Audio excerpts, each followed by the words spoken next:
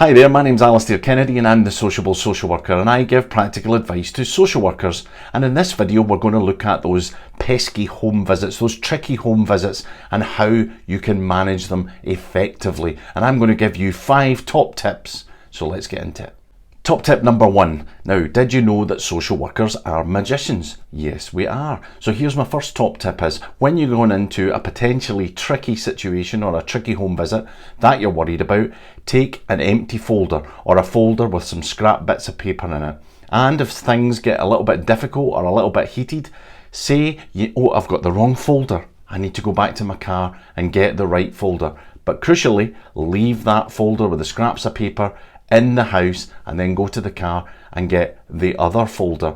In that time you can phone around, get a friend to come and visit with you, or you just never go back.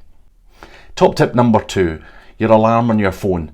Set it if you think it's going to be a difficult meeting. Set it for say 15 minutes when you go into the meeting, and make sure it's not an alarm ring, it's actually a phone ring, so that you can pick up the phone. The crucial thing is, don't answer the phone because they'll hear that there's no one on the other end, but actually what you do is go, oh, I've got a phone call, I need to go and take that phone call, and off you trot and go and make the phone call outside, and then you can return or not return. It's entirely up to you.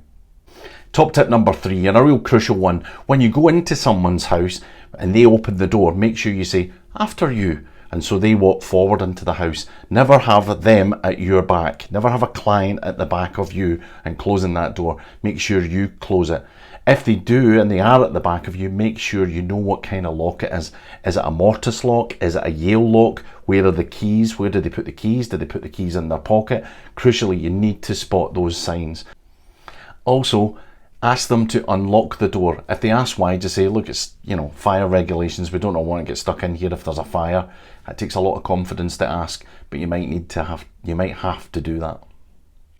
Top tip number 4, never sit in low slung couches. Try and sit in a hardback seat, upright. They're easier to get out of. That's what you need to be doing. As always be looking towards the door. And try and not sit in kitchens, because there's lots of implements in kitchens that can be used as weapons.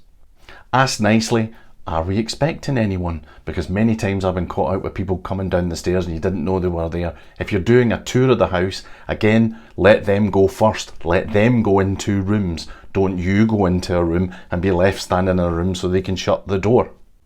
And crucially, if you're in twos, never leave your person down the stairs, your oppo down the stairs. Always take them with you if you're doing a guided tour of the house. Seems simple, but people forget that. And top tip number 5, do all your checks. Does your car have petrol in it? Do you have your car keys handy? Is your phone charged? Do the lifts work? And are you physically fit enough to be able to run away? So there you have it, a quick video on my handy home visit tips. I hope those were useful to you. If they were, think about subscribing, give the video a like and a thumbs up, and ring that little bell, ding-a-ling-a-ling, for notifications. Thanks very much.